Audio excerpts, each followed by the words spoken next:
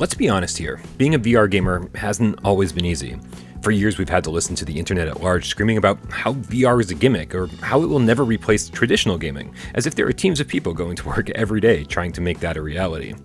To make matters worse, for some of us, the immersion that VR offers has actually made flat-screen gaming less appealing. So we look forward to every new sporadic VR release, like a shot of heroin that will hopefully tide us over till we get our next fix. With PlayStation VR, we were at least getting a couple of AAA titles each year, but now that Facebook is pretty much taken over, those days seem far behind us. The Snapdragon processor of the Quest 2, along with the limited onboard storage, means that AAA games simply aren't a possibility. And smaller indie teams aren't happy at all. They're struggling big time to even get their games running properly, never mind look halfway decent. So if you're like me and hope that VR becomes much more mainstream this gen, we have to face facts. These games aren't blowing anyone away, and as much fun as some of them are, there's no denying that the Quest line of headsets has set VR technology back more than half a decade. Luckily, the Facebook marketing machine has gotten a ton of people into VR, more than ever before. But now that more people are actually playing VR, what's going to keep them there?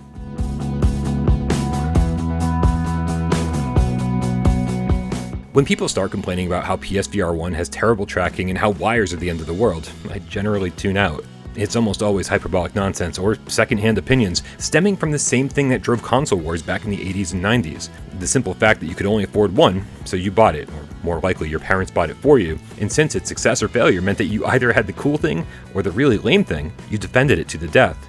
Don't get me wrong, PSVR1 is absolutely old tech. We need analog sticks, a better UI, and yeah, it's time to ditch the camera and light tracking. But despite all of that, it's still kicking ass more than 5 years later, with great new releases still coming, and even pretty cool exclusives here and there. And somehow, it's still the most comfortable headset on the market by far, which is imperative for those long treks through Tamriel or the Baker Estate.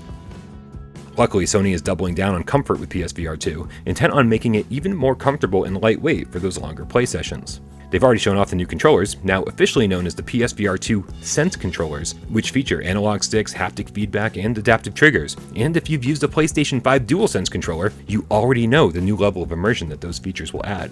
Having a VR gun in your hand and pulling the trigger will convince your brain that you're in another world better than ever before. But one thing that isn't being talked about enough, which will be a huge game changer for some players, are haptics in the headset. Motion sickness is a real issue for a ton of gamers, and even quite a few developers.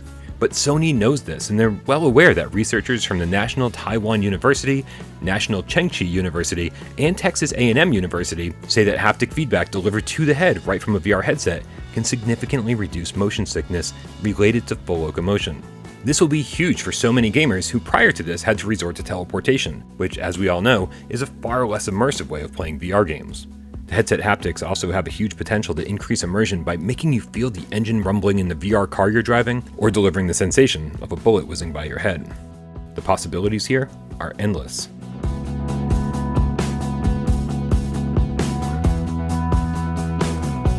Between running a VR channel and showing off my headsets to anyone that comes over means that I've gotten a lot of feedback over the years from traditional gamers, and even non-gamers, about the current state of VR. And far too often I hear the same thing, that it's cool, but it's just not there yet. And that statement originates from so many places. The resolution can cause a screen door effect, an optical illusion that comes from literally being able to see between the pixels. The buttons on the Move controllers are, let's say, not exactly intuitive, but probably more than anything else, the biggest complaint I hear is that the graphics look far too much like a glorified PS2 game.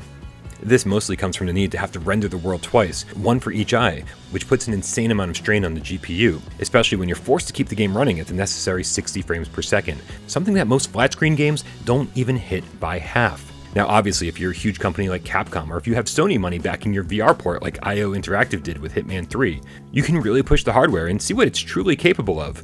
And damn, those games look incredible. They're some of the best looking VR games yet. But so many games don't have that kind of funding or a big enough team to make that happen. PSVR2 will change that. First and foremost because it won't be tied to the original PS4 anymore, which at this point is 8-year-old hardware.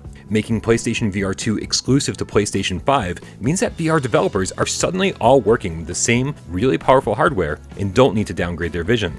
In fact, when you add in PSVR2's eye tracking, foveated rendering abilities, and new video rendering techniques, it's becoming more obvious by the day that PSVR2 games will be virtually indistinguishable in quality from PS5 flat-screen games.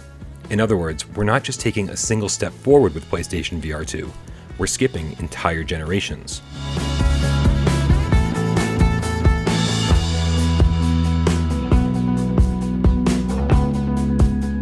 People always ask why I stuck with covering PlayStation VR long past its prime, and the answer has always been the same.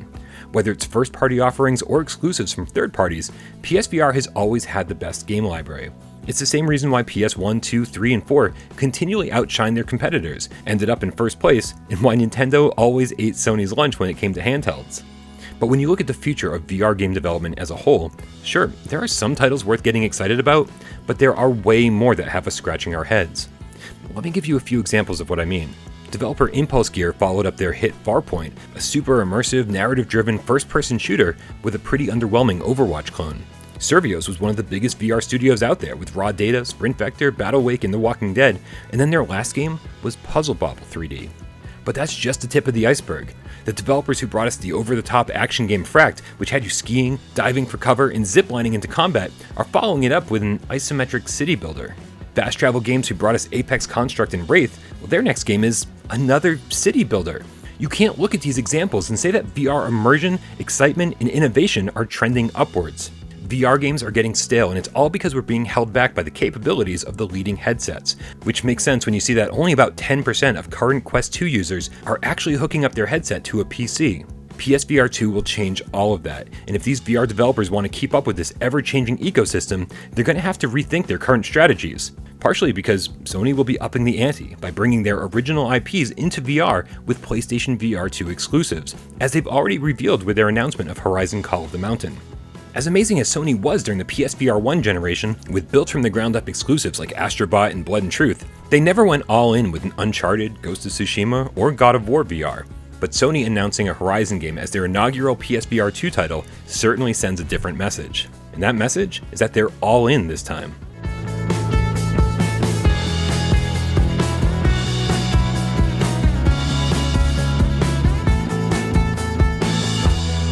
Sony can't do this on their own though, so third-party devs are going to be monumentally important to the success of PSVR2. In the past, we relied on indie studios to keep the entertainment coming between AAA titles. VR was a place where they could stand out from the crowd instead of getting lost in the weekly deluge of new indie offerings on the flat-screen PlayStation Store.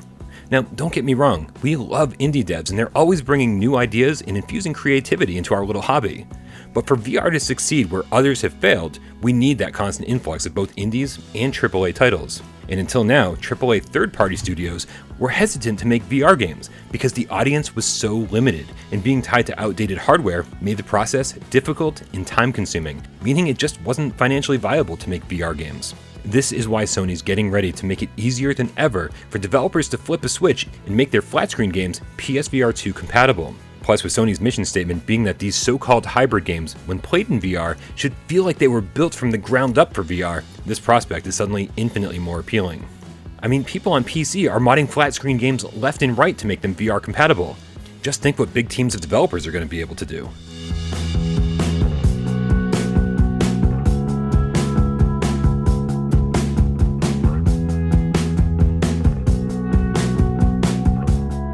VR's in a pretty tough spot right now. Quest 2 seems to be selling well and hopefully converting flat-screen gamers daily, and that's exactly what the industry needs. But the magic of just being in VR doesn't last forever, and soon these new VR gamers will be looking for something more impressive and asking where the new Call of Duty, Resident Evil, or Uncharted game is. And luckily, the answer to that question might be closer than you think.